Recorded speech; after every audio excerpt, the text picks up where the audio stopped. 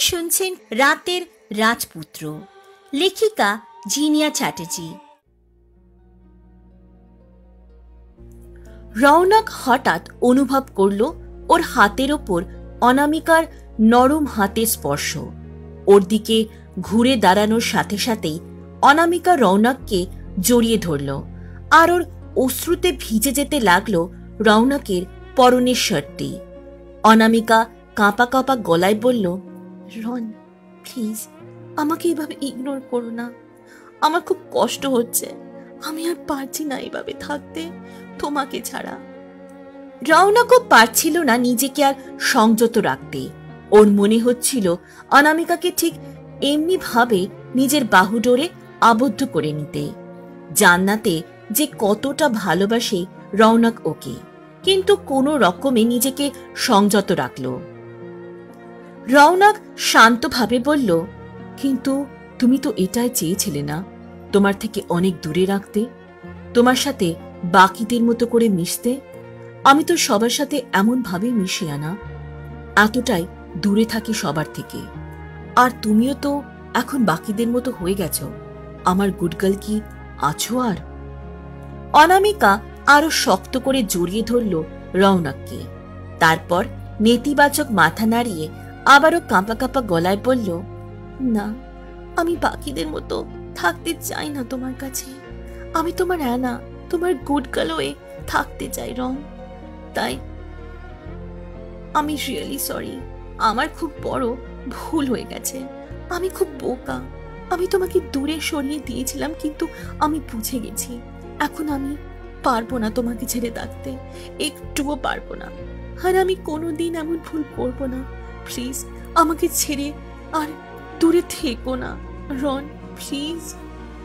অনামিকা অশ্রুসিক্ত চোখে রৌনকের দিকে তাকালে ও শান্তভাবে জিজ্ঞেস করে, আচ্ছা কেন পারবে না আমাকে ছাড়া থাকতে? আমি এতটা স্পেশাল নাকি তোমার কাছে? অনামিকা ইতিবাচক মাথা নাড়িয়ে মিষ্টি স্বরে বলল, হ্যাঁ তুমি আমার কাছে স্পেশাল, কিন্তু আমি বলতে পারবো না কতটা। আর আমি এখন এটাও বলতে পারবো না যে তোমাকে ছাড়া কেন থাকতে পারবো না, কিন্তু ঠিক সময় আসলে তোমাকে জানিয়ে দেব। শুধু এইভাবে আমার পাশে থেকো, আমার কাছে থেকো।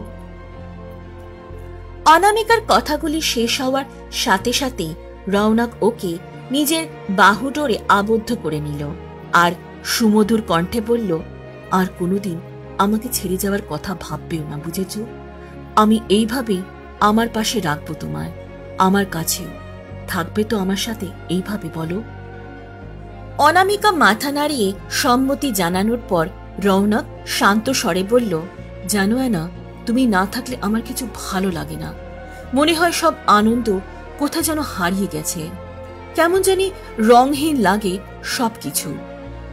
তাই তুমি এইভাবে আমার সাথে থাকবে, আমার আনন্দের কারণ হয়ে, বুঝেছ আমার গুডগার্ল? তাই কোনোদিনও যাবে না তো আমাকে ছেড়ে, আর প্রমিস করো আমায়। হঠাৎ কেঁপে উঠল রৌনকের কণ্ঠস্বর। অনামিকা রৌনকের দিকে তাকিয়ে দেখল ওর চোখ দুটি আবারও আজ জলে ভরে উঠেছে, আর তাই দেখে নিজেকে স্থির রাখতে পারল না অনামিকা। হঠাৎ ওর মনে হলো যেন সমস্ত অনুভূতিগুলি প্রবল বেগে বইতে শুরু করেছে ওর মনের অন্দরে, আর নিজের ওপর যেন কোনো আয়ত্ত থাকলো না ওর।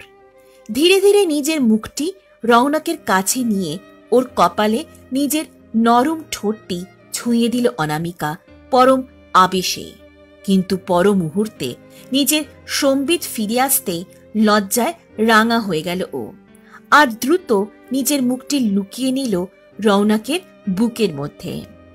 এক মুহূর্তের জন্য রৌনকও স্তম্ভিত হয়ে গেছিল। অনামিকা সত্যি এমন কিছু করবে তা একেবারে আশা করেনি রৌনক, কিন্তু তারপর অনামিকার কার্যকলাপ দেখে সেই হৃদয় তোলপাড় করা হাসি হেসে উঠল ও সশব্দে, আর আরো শক্ত করে জড়িয়ে নিল ওকে। শাইনি আর জেনি অডিটোরিয়ামের বাইরে অপেক্ষা করছিল ওদের জন্য। জেনি চিন্তিত স্বরে বলল, কি রে, সব ঠিকঠাক হবে তো? আমার কিন্তু খুব চিন্তা হচ্ছে, চল না একবার গিয়ে দেখি। শাইনি নেতিবাচক মাথা নাড়িয়ে বলল, চিন্তা তো আমারও হচ্ছে, কিন্তু এমন ভাবে যাওয়া যায় নাকি? ওদের নিজেদের স্পেস দরকার। তারপর হঠাৎ শাইনির কিছু মনে পড়তে ও বলল, এই দাঁড়া এখানে, আমি আসছি। জেনি অবাক কণ্ঠে বলল, কোথায় যাচ্ছিস? আমিও তোর সাথে যাব। শাইনি আবারও নেতিবাচক মাথা নাড়িয়ে বলল, হঠাৎ মনে পড়ল আমি ভেতরে স্ক্রিপ্টটা ফেলে এসেছি, আমি যাব আর আসবো, ওরা কেউ বুঝতেই পারবে না, তুই চুপটি করে দাঁড়াবি এখানে। জেনি ওকে অনেকবার অনুরোধ করলেও কিন্তু শাইনি কিছুতেই রাজি হলো না ওকে সাথে নিয়ে যাওয়ার। অগত্যা জেনি হার স্বীকার করলে শাইনি চুপচাপ অডিটোরিয়ামের পিছনের দরজার দিকে গেল, যাতে ওকে কেউ দেখতে না পায়, আর চুপটি করে নিজের স্ক্রিপ্টটি নিয়ে ও ফিরে আসতে পারে। আলতো করে দরজা খুলে ভেতরে যেতেই খুবই আশ্চর্য হয়ে গেল শাইনি অনামিকা আর রৌনককে অলিঙ্গন করতে দেখে। ও এতটাই বিস্মিত হয়ে গেছিল যে আসল উদ্দেশ্য ভুলে গিয়েছে। রৌনক ধীরে ধীরে চোখ খুলতেই সেখানে শাইনিকে দেখে বেশ কিছুটা আশ্চর্য হলেও পরক্ষণে নিজেকে সামলে নিল ও। রৌনক জানত অনামিকাকে কিছুতেই শাইনির উপস্থিতি জানতে দেওয়া যাবে না, তাহলে অনামিকা খুবই লজ্জিত হবে, আর রৌনক ওকে আর এভাবে নিজের কাছে রাখতে পারবে না। আরো খানিকটা সময় এইভাবে অনামিকার স্পর্শ পেতে চায়। তাই রৌনক শাইনিকে ইশারাতে জিজ্ঞেস করলো কিছু কি লাগবে ওর। সম্বিত ফিরতে শাইনি একটি বসবার জায়গার উপর রাখা স্ক্রিপ্টের দিকে ইশারা করল। তারপর আর এক মুহূর্ত দেরি না করে দ্রুত সেটি নিয়ে প্রস্থান করতে উদ্যত হল। কিন্তু কিছু মুহূর্তের জন্য থমকে দাঁড়ালো শাইনি আর ইশারাতে বলল যে ও আর জেনি চলে যাচ্ছে। রৌনক যেন অনামিকাকে ওর সাথে নিয়ে যায়। রৌনক মাথা নাড়িয়ে সম্মতি জানানোর সাথে সাথে শাইনি প্রস্থান করল ওখান থেকে। জেনি শাইনিকে আসতে দেখে বলল, কিরে, স্ক্রিপ্টটা পেয়েছিস? ভেতরে সব ঠিক আছে তো? কি দেখলি? শাইনি ইতিবাচক মাথা নাড়িয়ে বলল, হ্যাঁ পেয়েছি, আর তেমন কিছুই হচ্ছিল না, ওরা নর্মালি কথা বলছিল, মনে হলো সব ঠিকঠাক, চল বাড়ি যায়। শাইনি অনামিকা রৌনকে সেই ব্যক্তিগত মুহূর্তের কথাটি গোপন রাখল, কারণ এমন কিছু মুহূর্ত থাকে যা গোপন রাখাই ভালো। জেনি অবাক হয়ে জিজ্ঞেস করল, আমরা যাব মানে? ওকে না নিয়ে? শাইনি ওকে টানতে টানতে নিয়ে যেতে যেতে বলল, ওর চিন্তা তোকে আর করতে হবে না, রৌনক আছে ওর জন্য, ও ঠিক নিয়ে যাবে অনামিকাকে। শাইনি প্রস্থান করার পর রৌনক অনামিকাকে বলল, আমার গুড গার্ল, বাড়ি যেতে হবে তো নাকি? অনামিকা ধীরে ধীরে ওর থেকে একটু সরে দাঁড়িয়ে বলল, আর একটু থাকি না এখানে, তারপর না হয় প্রথমে একটু অনাথ আশ্রমে যাব, অনেকদিন যাইনি তো, তাই তারপর বাড়ি যাব। জানো, তোমাকে আমি কত মিস করেছি। তারপর ওকে ধীরে ধীরে একটি চেয়ারের উপর বসালো রৌনক। তারপর ওর সামনে হাঁটু গেড়ে বসে মিষ্টি করে বলল, আচ্ছা তাই বুঝি এত মিস করেছো আমাকে? জানো, আমিও তোমাকে অনেক মিস করেছি। আমার কিছু ভালো লাগছিল না, খুব কষ্ট হচ্ছিল জানো, কিন্তু কিছুই করতে পারছিলাম না। কিন্তু এখন আমার অ্যানা আমার সমস্ত কষ্টকে একদম ভ্যানিশ করে দিয়েছে। আচ্ছা, অনাথ আশ্রমে যাওনি কেন? কিছু প্রবলেম ছিল কি? অনামিকা নেতিবাচক মাথা নাড়িয়ে একটু আদো আদো কণ্ঠে বলল, না না, আসলে তোমার মতো আমারও কিছু ভালো লাগছিল না, তাই মন চাইল না বলে আমি আর যাইনি। না, ভালো লাগতো না কিছু খেতে না কিছু করতে, শুধু অপেক্ষা করতাম কখন তোমার সাথে দেখা হবে। জানো, কত কল করেছিলাম তোমায়, কিন্তু তোমার ফোন সুইচ অফ ছিল। জানো, আমি খুব কেঁদেছিলাম যখন কথা হতো না। আমার খুব চিন্তা হচ্ছিল, আমি জানতাম তুমি ব্যস্ত থাকবে, তাও খুব কথা বলতে ইচ্ছে করছিল। ওর কথাগুলো শুনে খুবই খারাপ লাগলো রৌনকের। সত্যি খুব কষ্ট পেয়েছে অনামিকা, কিন্তু আর নয়।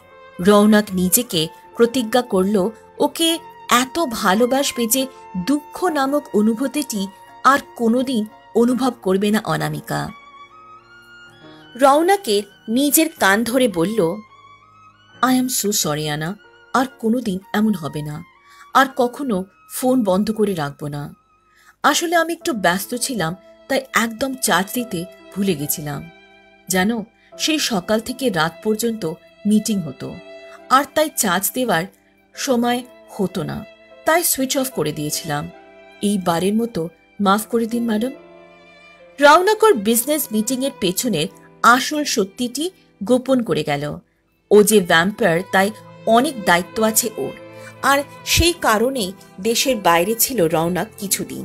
কিন্তু কিছুতে এই কথাটি জানতে দেওয়া যাবে না অনামিকাকে। অনামিকা ওর কথা শুনে হেসে দিলে রৌনক শান্ত স্বরে বলল, তুমি কিছু খাওনি।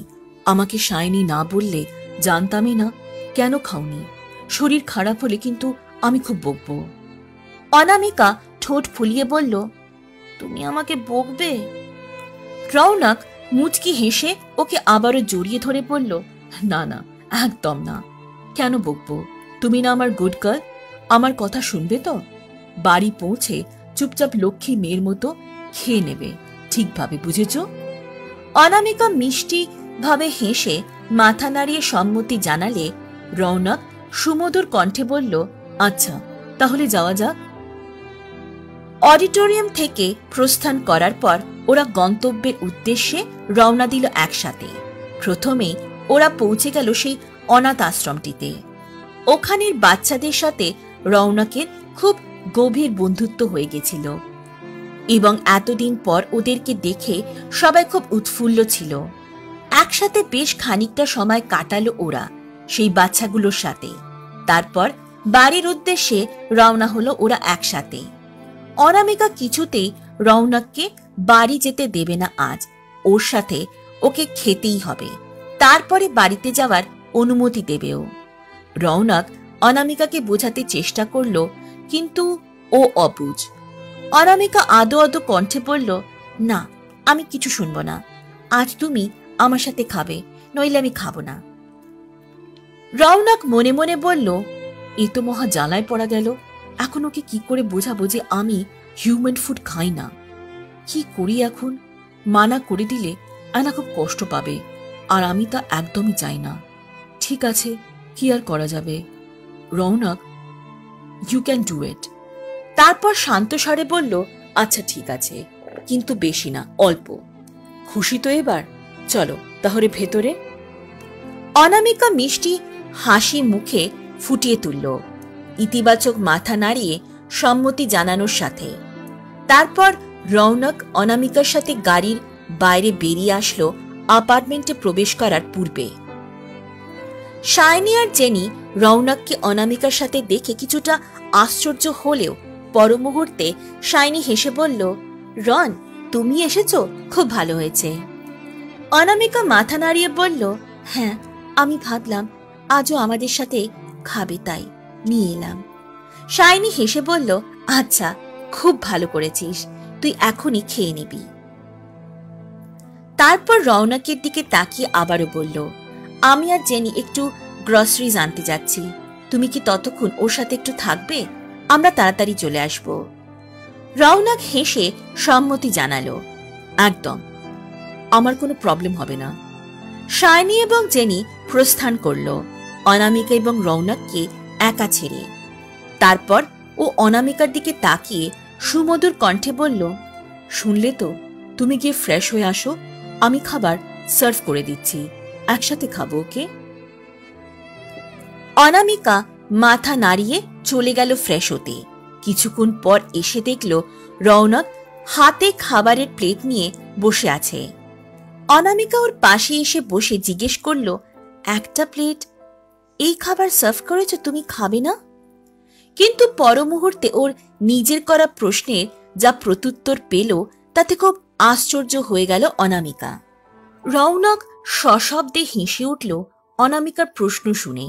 তারপর মিষ্টি করে বলল, আমি ভাবলাম একটা প্লেট থেকেই খাই, আমি তোমাকে খাইয়ে দেব নিজের হাতে, আর তুমি চাইলে আমাকেও খাইয়ে দিতে পারো। বাট আমি অল্প খাবো। কি চলবে তো মিস আনা? অনামিকা খুবই বিস্মিত হয়ে গেল রৌনকের কথা শুনে। নিজের কানকেই যেন বিশ্বাস হচ্ছিল না ওর।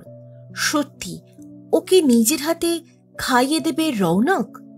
হঠাৎই হৃৎস্পন্দন বেড়ে গেল অনামিকার কথাটি ভাবতেই। কিন্তু ধীরে ধীরে নিজেকে সামলে যখন ও ইতিবাচক মাথা নাড়িয়ে সম্মতি জানালো, তখন রৌনক খাইয়ে দিতে আরম্ভ করল ওকে। সত্যি অনামিকা আজ খুবই আনন্দ অনুভব করছিল, আর আনন্দে ওর চোখ দুটি ভরে উঠছিল জলে। কিন্তু তা দেখে চিন্তিত হয়ে গিয়েছিল রৌনক। এটা যে আনন্দের অশ্রু হয়তো বুঝতে পারেনি। আর তখনই ওর গালের ওপর আলতোভাবে হাত দুটো রাখল অনামিকা। তারপর আস্তে আস্তে বলল, থ্যাংক ইউ রন, আমার এতটা টেক কেয়ার করার জন্য। অনাবিল হাসি ফুটে উঠল রৌনকের মুখে। তারপর নিজের মুখটি অনামিকার কাছে নিয়ে গিয়ে ওর কপালে ছুঁয়ে দিল ঠোঁট জোড়া, পরম আবেশের সাথে। আর তারপর অনামিকার চোখে চোখ রেখে শান্ত স্বরে বলল, আমার অ্যানা, আমার গুডগার্লের জন্য আমি সব করতে রাজি। রক্তিম আভা ছড়িয়ে পড়ল অনামিকার সারা মুখে। হৃৎস্পন্দন অনেক গুণ বেড়ে গেল মুহূর্তের মধ্যে। নিজেকে সামলে নিতে চাইলেও ব্যর্থ হতে হলো ওকে। অনামিকার রক্তিম মুখ থেকে হেসে উঠল রৌনক। তারপর মিষ্টি স্বরে বলল, চলো এবার খেয়ে নাও তাড়াতাড়ি, লক্ষ্মী মেয়ের মতো। তারপর অনেক গল্প করব আমরা, ঠিক আছে? অনামিকা ইতিবাচক মাথা নাড়িয়ে সম্মতি জানিয়ে লক্ষ্মী মেয়ের মতো খেয়ে নিল, আর রৌনককেও সামান্য একটু খাইয়ে দিল। আজ পর্যন্ত কোনোদিন খুব একটা বেশি মনুষ্য খাবার খায়নিও, তাই খেতে কষ্ট হলেও চুপচাপ অনামিকার হাসি মুখের দিকে তাকিয়ে খেয়ে নিল। ওর সেই হাসি মুখটার জন্য সব কষ্ট সহ্য করতে রাজি আছে রৌনক। ওদের খাওয়া শেষ হলে রৌনক মিষ্টি করে বলল, এবার চুপটি করে শুয়ে পড়বে, আর আমি তোমার মাথায় হাত বুলিয়ে দেব। অনামিকা খুশি হয়ে মাথা নাড়ালো। তারপর হাত মুখ ধুয়ে বিছানায় এসে শুয়ে পড়ল এবং রৌনক ওর পাশে এসে বসল এবং ওর মাথায় হাত বুলিয়ে দিতে দিতে বলল, আমার গুড গার্ল, কিন্তু আজ আমার সমস্ত কথা শুনেছে, তাই আমি খুব খুশি হয়েছি। অনামিকা রৌনকের একটি হাত নিজের হাতের মধ্যে আবদ্ধ করে রেখেছিল, যেন কিছুতেই আলাদা করতে চাইছিল না ওকে নিজের থেকে।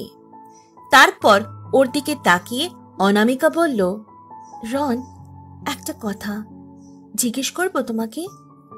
রৌনক সুমধুর স্বরে বলল, অ্যানা, আমাকে কিছু জিজ্ঞেস করার জন্য তোমাকে একদমই অনুমতি নিতে হবে না। তুমি আমাকে যা ইচ্ছে জিজ্ঞেস করতে পারো। অনামিকা মিষ্টি করে হেসে বলল, আচ্ছা রন, জানো আমি সেই মেয়েটাকে অনেক খোঁজার চেষ্টা করলাম যাকে তুমি ভালোবাসো, কিন্তু খুঁজেই পেলাম না। রৌনকর কথা শুনে মুচকি হেসে বলল, হো আচ্ছা তাই নাকি, আর একটু খোঁজো, না পেলে তখন আমি তো আছি। অনামিকার তখন একটু হিংসে হচ্ছিল মেয়েটির কথা ভেবে। মনে মনে ভাবছিল, একবার দেখা হোক, দেখবে কে সেই মেয়েটি যাকে রৌনক এত ভালোবাসে। অনামিকা ধীরে ধীরে মাথা নাড়িয়ে বলল, আচ্ছা ঠিক আছে, কিন্তু আমি তো জানি না সে কেমন দেখতে। তুমি বলেছিলে সে সবসময় তোমার কাছে থাকে, কিন্তু আমি তো তেমন কাউকে দেখলামই না যার সাথে তুমি খুব হেসে কথা বলো, বা যার দিকে এমনভাবে তাকাও যে তোমার চোখ বলে দেয় তুমি তাকে নিজের চাইতেও অনেক বেশি ভালোবাসো। তাহলে আমি তাকে কি করে পাবো? রৌনক মনে মনে বলল, সত্যি তুমি খুব নিষ্পাপ না, আর তাই তো বুঝতে পারছো না যে সেই মেয়েটি তুমি ছাড়া অন্য কেউ নয়। সত্যি তুমি এতটাই নিষ্পাপ আর সরল যে আমার চোখের ভাষা পড়তেই পারছো না। আমার চোখ যে সবসময় বলে তোমাকে আমি বড্ড ভালোবাসি, আর তোমার এই সরলতা আমাকে বাধ্য করছে তোমাকে আরো বেশি করে ভালোবাসতে। তারপর নিজের ভাবনাকে স্তব্ধ করে রৌনক মুচকি হেসে বলল, সে কেমন দেখতে? আমার কাছে সে এই ওয়ার্ল্ডের সব থেকে বিউটিফুল গার্ল। অসম্ভব সুন্দর দেখতে, কিন্তু তার চাইতে আরো অনেক বেশি সুন্দর তার নিষ্পাপ মনটি। সে খুব সহজে সবাইকে আপন করে নেয়, সবাইকে খুব ভালোবাসে, আর তাই তো তার প্রেমে পড়ে গেছি। অনামিকা ওকে মাঝপথে থামিয়ে বলল, আর তোমাকে? তোমাকে সে ভালোবাসে? রৌনক আবারও মুচকি হেসে বলল, হ্যাঁ, আগে মনে হয় বাসত না, কিন্তু এখন মনে হচ্ছে সে আমাকে ভালোবাসতে শুরু করেছে। অনামিকা আবারও খুব হিংসে হচ্ছিল রৌনকের মুখের সেই মেয়েটির প্রশংসা শুনে, আর সেই মেয়েটি ওকে ভালোবাসতে শুরু করেছিল শুনে একটু রাগ হচ্ছিল ওর। কিন্তু নিজেকে শান্ত রেখে অনামিকা আবার জিজ্ঞেস করল, আচ্ছা, তুমি এখানে আমার সাথে আছো সে জানলে রাগ করবে না? রৌনক নেতিবাচক মাথা নাড়িয়ে বলল, না, একদমই না। সে খুবই ভালো, আর তোমার সাথে আছি শুনলে সে খুবই খুশি হবে। অনামিকা খুব অবাক হয়ে বলল, খুশি হবে? আমাকে কি সে চেনে?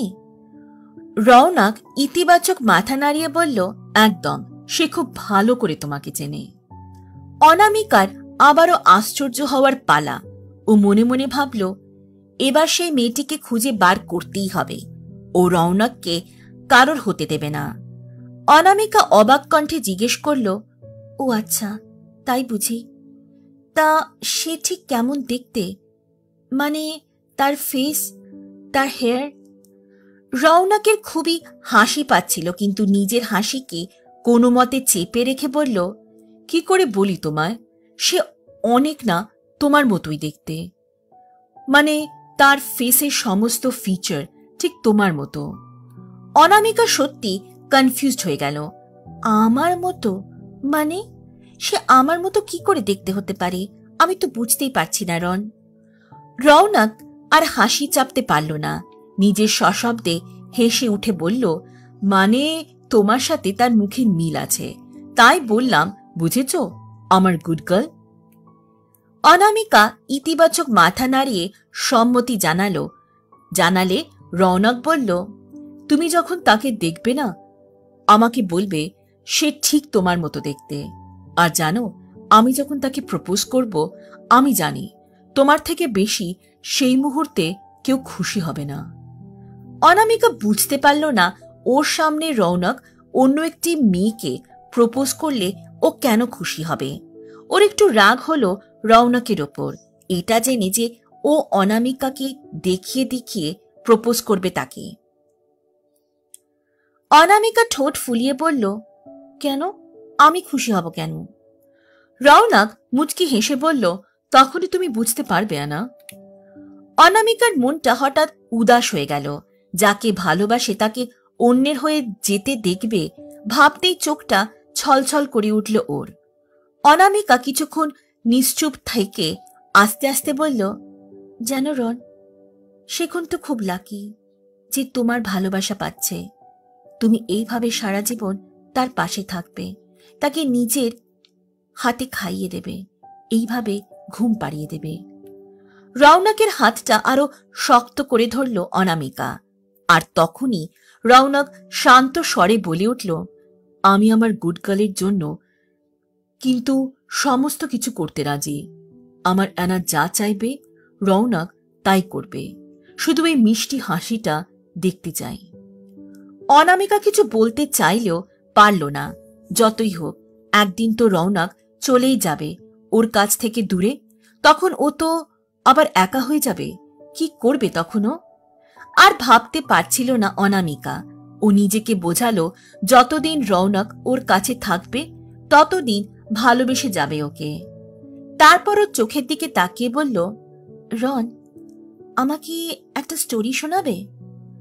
রৌনক ইতিবাচক মাথা নাড়িয়ে শান্ত স্বরে বলল, নিশ্চয়ই, তোমাকে খুব সুন্দর একটা গল্প শোনাবো আজ।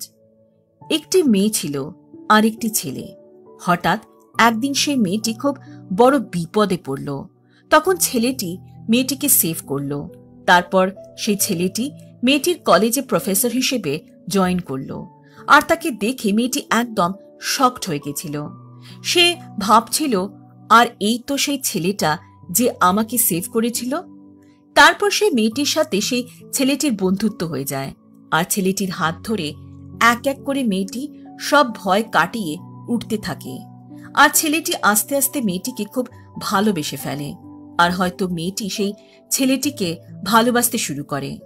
আর তারপর একদিন ছেলেটি মনে মনে ঠিক করে মেয়েটিকে তার মনের কথা জানিয়ে দেবে। এবার শুধু সময়ের অপেক্ষা।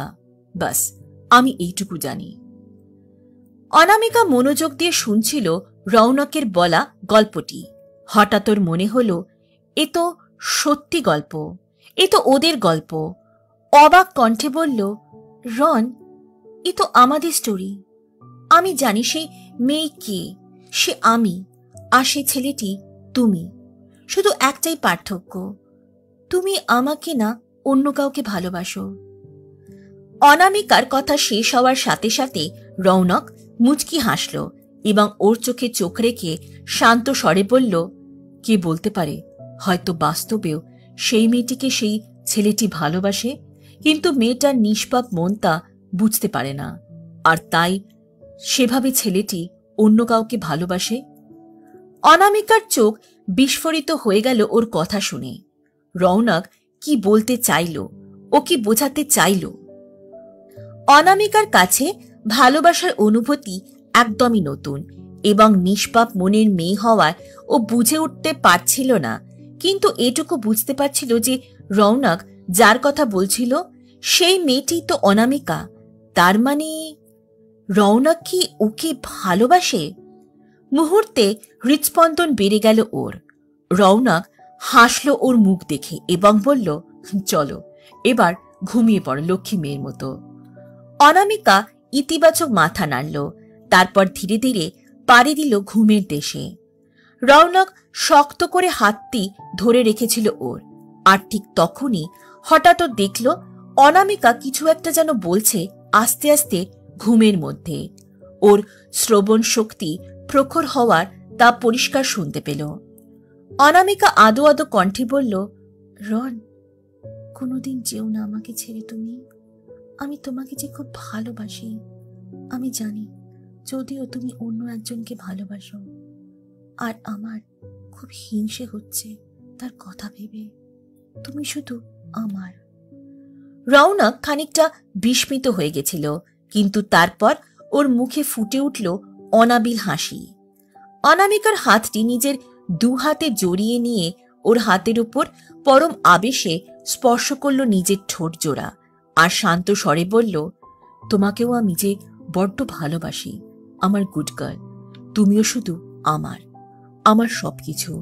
আর খুব তাড়াতাড়ি আমার মনের কথা তোমাকে জানিয়ে দেব যে কতটা ভালোবাসি তোমায় আমি। শাইনি আর জেনি অবশেষে পৌঁছল অ্যাপার্টমেন্টে, এবং এসে ওরা যা দেখল তাতে খুব বিস্মিত হয়ে গেল ওরা। দেখল অনামিকা ঘুমাচ্ছে রৌনকের হাতটি শক্তভাবে নিজের হাতে আবদ্ধ করে রেখে, আর রৌনক এক দৃষ্টিতে তাকিয়েছে ওর ঘুমন্ত নিষ্পাপ মুখটার দিকে। ওদের একদম ইচ্ছে করছিল না রৌনককে বিরক্ত করার, কিন্তু ওরা জানে যে ও তো থাকতে পারবে না এখানে, ওকেও যে বাড়ি যেতে হবে। তাই অগত্যা ওর দিকে এগিয়ে গিয়ে শাইনি বলল, রন, আমরা এসে গেছি, থ্যাংক ইউ থাকার জন্য। রৌনক ওদের দিকে তাকিয়ে হেসে জানালো, না না, থ্যাংক ইউ বলার কিছু নেই। আচ্ছা, তাহলে আমি আজ আসি। শাইনি ইতিবাচক মাথা নাড়িয়ে সম্মতি জানালে রৌনক ধীরে ধীরে ওর হাতটি অনামিকার বন্ধন থেকে মুক্ত করে প্রস্থান করার আগে বলল, কাল দেখা হচ্ছে, গুড নাইট। রৌনক প্রস্থান করলে শাইনি জেনিকে ফ্রেশ হতে বলে অনামিকার পাশে এসে বসে বলল, সত্যি আনা, তুই এখনো বুঝে উঠতে পারলি না যে রন কতটা ভালোবাসে তোকে। আই হোপ খুব তাড়াতাড়ি বুঝতে পারবি। রৌনক বাড়ি পৌঁছে সোজা চলে গেল ওর মায়ের কাছে। তারপর ওর মাকে জড়িয়ে বলল, জানো মম, একটা গুড নিউজ আছে। তারপর বাচ্চা ছেলের মতো উত্তেজিতভাবে সমস্ত বিষয়টি জানালো এবং আনন্দে বলে উঠল, তোমার ছেলের ভালোবাসা জিতেছে। অ্যানা আমাকে বলেছে ও আমাকে ভালোবাসে, যদিও ঘুমের মধ্যে। রিয়ালি দেবী হেসে বললেন, আমি জানতাম আমার ছেলের ভালোবাসা ঠিক জিতবে। আর কি হয়েছে, ঘুমের মধ্যে বলেছে তো, সামনেও বলবে ঠিক। কিন্তু রন, ওকে কি জানিয়েছিস যে তুই? রৌনক নিশ্চুপভাবে দাঁড়িয়ে থাকল রিয়ালি দেবীর প্রশ্নের প্রত্যুত্তরে। রিয়ালি দেবী রৌনকের নিশ্চুপতা দেখে আবারও জিজ্ঞেস করলেন, কি রে রন, কিছু বলেছিস আনাকে তোর আসল পরিচয়ের ব্যাপারে? রৌনক নেতিবাচক মাথা নাড়িয়ে বলল, না মম, জানাইনি। I am really scared. ও যদি সত্যিটা জেনে আমাকে দূরে সরিয়ে দেয়, এত বছরের অপেক্ষার শেষে যখন ওকে আমার এতটা কাছে পেয়েছি, তখন কি করে ওকে হারিয়ে যেতে দিই?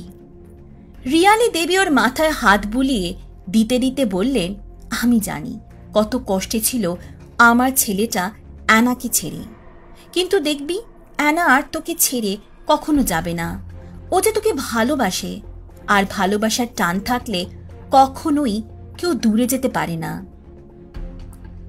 রৌনক চিন্তিত স্বরে বলল, কিন্তু মম, তাও যদিও আমার আসল সত্যটা জেনে আমাকে ভয় পায়।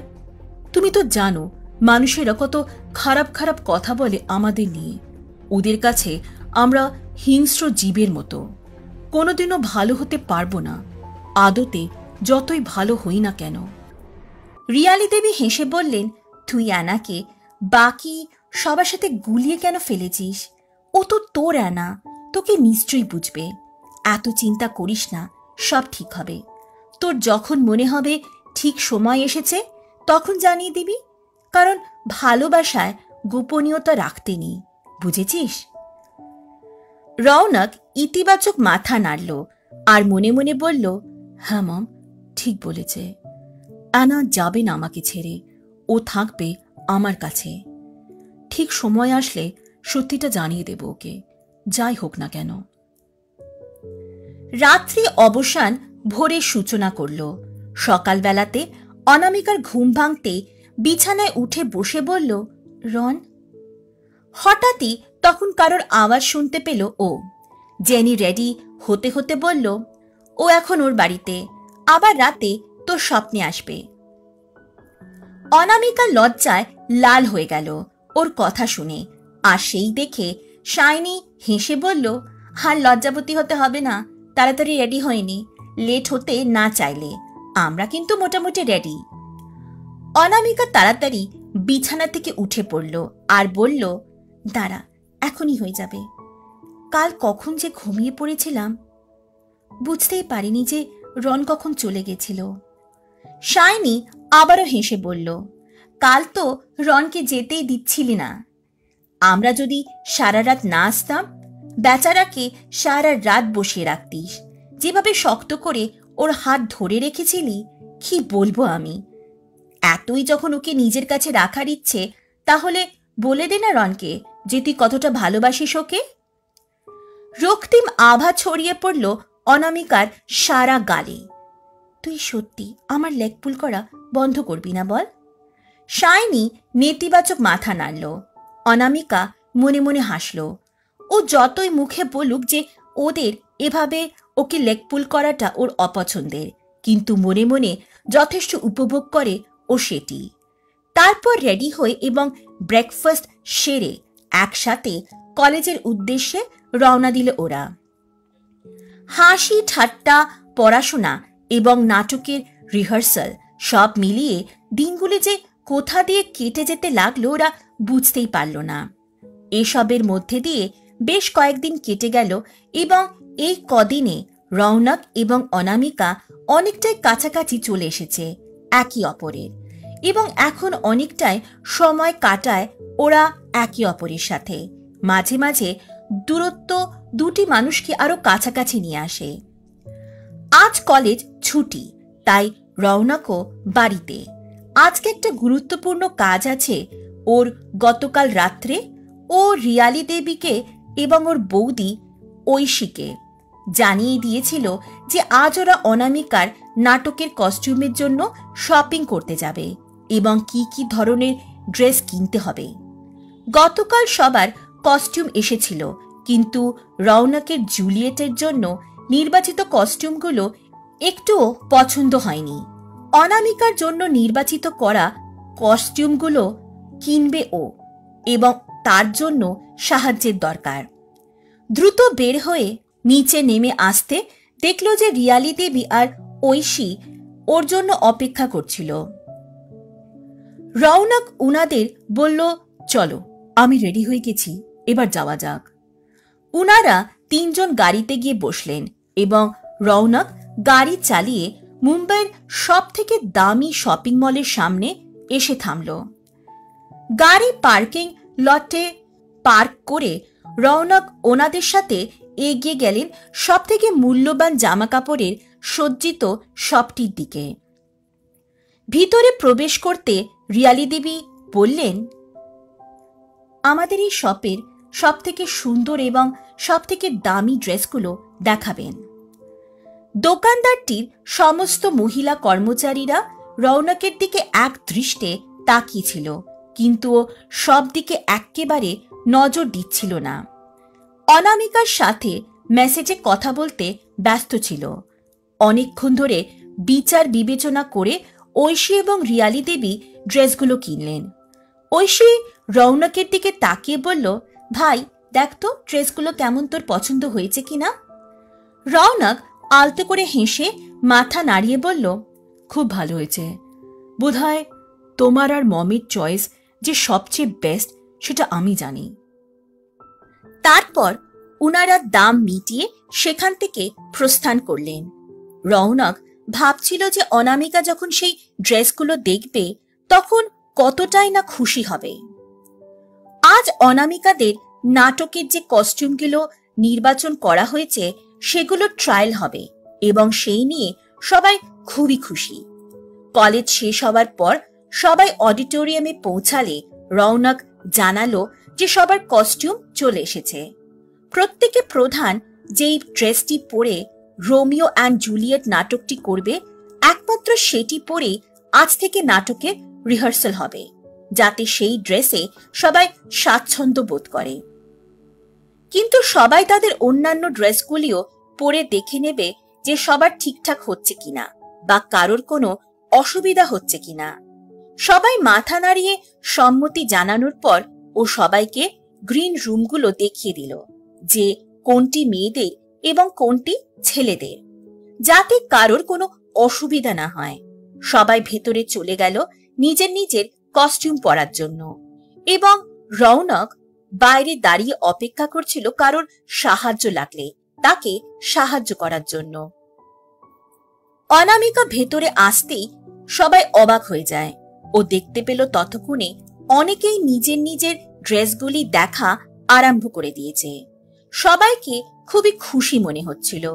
ও শাইনি এবং জেনির সাথে ওদের নাম লেখা ব্যাগগুলির দিকে যায় এবং সেগুলির দিকে তাকিয়ে শাইনি বলল, আমার দুটো, জেনির দুটো আর অ্যানার তিনটে।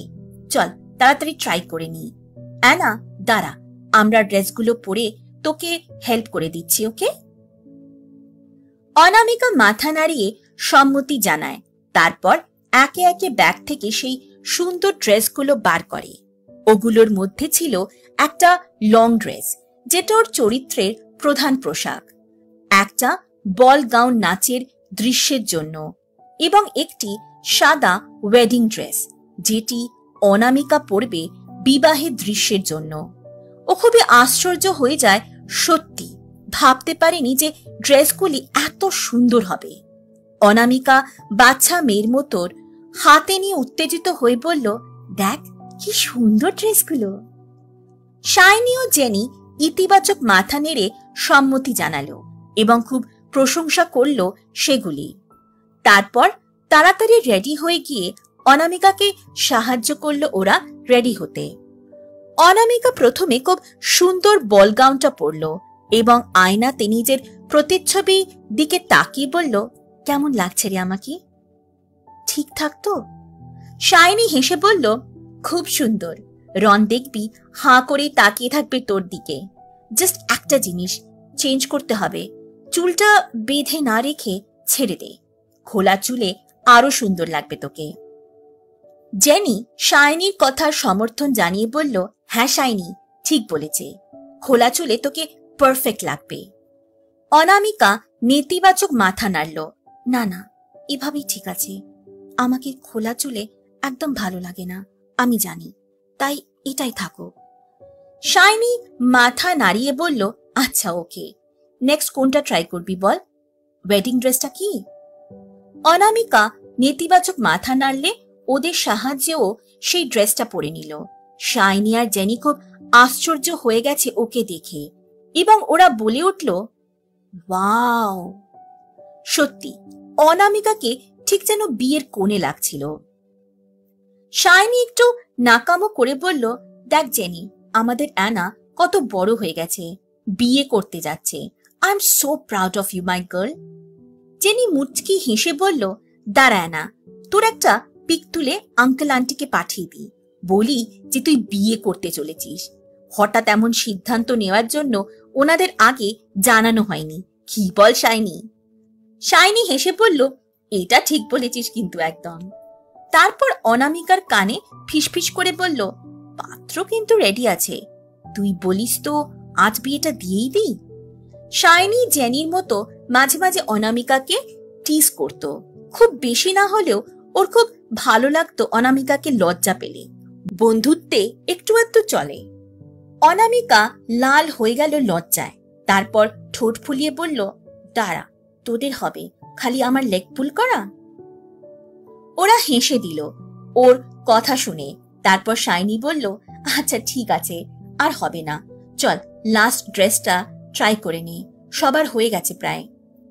অনামিকা শেষে লং ড্রেসটা পরল এবং বলল, এটা কেমন লাগছে বল, আমি কোনোদিনও এমন ড্রেস খুব একটা পরিনি।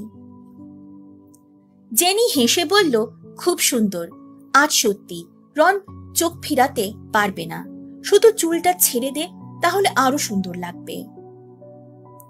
অনামিকা আবারও নেতিবাচক মাথা নাড়লে শাইনি আস্তে আস্তে বলল, আচ্ছা চল, আমাদের কথা শুনলি না তো দেখবি, রন যখন বলবে তখন তো করতেই হবে।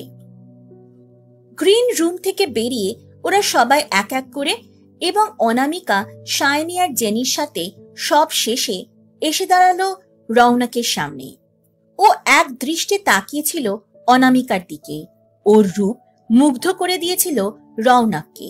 এভাবে এক দৃষ্টিতে ওকে দেখতে খুব ইচ্ছে করছিল রৌনকের, কিন্তু নিজের ইচ্ছাকে দাবিয়ে রেখে উৎসাহে বলল, everyone is looking very beautiful, now you can go and start your rehearsal. সবাই সম্মতি জানিয়ে প্রস্থান করতে আরম্ভ করল। অনামিকা রৌনকের আওয়াজে থমকে দাঁড়ালো। ও শুনতে পেল, আনা, এক মিনিট। রৌনক অনামিকার সামনে এসে দাঁড়ালো এবং ওদের দিকে তাকিয়ে বলল, শাইনি, জেনি, তোমরা যাও, আমি আনাকে নিয়ে আসছি। ওরা মাথা নেড়ে প্রস্থান করলো সেখান থেকে। অনামিকা রৌনকের দিকে তাকিয়ে বলল, বলো, কিছু বলবে? রৌনক ওর চোখে চোখ রেখে শান্ত স্বরে বলল, তোমাকে খুব সুন্দর লাগছে আনা, শুধু একটা জিনিস ঠিক নেই, আর সেটা ঠিক হলে আমার গুড গার্লকে একদম পারফেক্ট লাগবে। অনামিকার বুঝে উঠতে পারছিল না ও কিসের কথা বলছে। হঠাৎই তখন ওকে প্রচন্ড অবাক করে দিয়ে রৌনক ওর খুব কাছে চলে আসলো আর তারপর আলতো করে ওর বাঁধা চুলটি খুলে দিল, আর এক রাশ ঘন কালো চুলে ছড়িয়ে পড়ল অনামিকার পিঠের ওপর। তারপর রৌনক ওর চোখে চোখ রেখে সুমধুর স্বরে বলল, পারফেক্ট, এবার আমার গুড গার্লকে একদম পারফেক্ট লাগছে। অনামিকা কিছু মুহূর্তের জন্য হতভম্ব হয়ে গিয়েছিল ওকে নিজের এতটা কাছে দেখে। হৃৎস্পন্দন কয়েক গুণ বেড়ে গেল ওর, রক্তিম আভা ছড়িয়ে পড়ল সারা গালে। তারপর রৌনক শান্ত স্বরে বলল, তা ড্রেসগুলো কেমন লাগলো তোমার? অনামিকা কোনো মতে নিজেকে সামলে নিয়ে বলল, খুব সুন্দর। রৌনক মুচকি হেসে বলল, আচ্ছা, তার মানে? আমার চয়েস আছে বলতে হবে। আমার গুড গার্লের যখন পছন্দ হয়েছে। অনামিকা খুব আশ্চর্য হয়ে গেছিল। তুমি চয়েস করেছো আমার জন্য? রৌনক নেতিবাচক মাথা নাড়িয়ে বলল, হ্যাঁ, তুমি নাটকের নায়িকা বলে কথা, আর তুমি আমার জন্য খুব স্পেশাল পার্সন, তাই এটুকু স্পেশাল জিনিস তো আমি করতেই পারি আমার অ্যানার জন্য। অনামিকা খানিকটা বিস্মিত হয়ে গেছিল। সত্যি ওর খুব আনন্দ হচ্ছিল রৌনকের এত কেয়ার করার জন্য। ও মিষ্টি করে হেসে বলল, জানো, জেনি আর শাইনিও বলছিল যে বাকি ড্রেসগুলো খুব সুন্দর, আমি তো তোমাকে পরে দেখালামই না। রৌনক ওর চোখে চোখ রেখে বলল, সেগুলি স্পেশাল মুহূর্তের জন্য থাক। কিছু কিছু মুহূর্ত মানুষের মনে দাগ কেটে যায়, আর আমি চাই সেই মুহূর্তটা আমার মনেও দাগ কেটে যাক। যখন আমি তোমাকে সেই কনের সাজে দেখব, বলতে পারো আমার একটা ইচ্ছে পূরণ হয়ে যাবে। সেই মুহূর্তটা আমার জন্য খুবই গুরুত্বপূর্ণ। আমি চাই তখন আমার অ্যানাকে দেখে আমার জন্য সময়টা যেন থমকে যাক, আমি যেন সব ভুলে যাই যে কি হচ্ছে আশপাশে। আমি তোমার মাঝে হারিয়ে যেতে চাই। আচ্ছা চলো, এবার সবাই ওয়েট করছে। অনামিকা খুবই বিস্মিত হয়ে গেছিল রৌনকের কথাগুলি শুনে। ওর বলা প্রত্যেকটি শব্দ স্পর্শ করে গেল অনামিকার হৃদয়। ও দিনে দিনে আরো অনেক বেশি ভালোবেসে ফেলেছে ওকে। অনামিকা হঠাৎই জড়িয়ে ধরল রৌনককে এবং বলল, এইভাবে আমার পাশে থেকো সব সময়, সারাটা জীবন। রৌনক ওকে নিজের বাহুডোরে আবদ্ধ করে নিয়ে হেসে বলল, একদম, প্রমিস যখন করেছি নিশ্চয়ই থাকবো। অনামিকা ঠোঁট ফুলিয়ে বলল, কিন্তু সেই মেয়েটা তো রাগ করবে। রৌনক আবারও হেসে বলল, না, একদম না। তুমি তাকে বলে দেবে যে তুমি আমাকে সারা জীবন নিজের কাছে রাখতে চাও, ব্যাস। অনামিকা মিষ্টি করে হেসে বলল, সত্যি? রৌনক হেসে বলল, হ্যাঁ, একদম। তাহলে এবার যাওয়া যাক আমার গুড গার্ল। আর হ্যাঁ, তারপর ওর চোখে চোখ রেখে বলল, খোলা চুলে তোমাকে খুব সুন্দর লাগে, যেন মনে হয় তাকিয়ে থাকি তোমার দিকে। তাই মাঝে মাঝে এমন ভাবে চুলটা খুলে রাখবে আমার জন্য। রাখবে তো গুড গার্ল? অনামিকা ইতিবাচক মাথা নাড়িয়ে সম্মতি জানালো।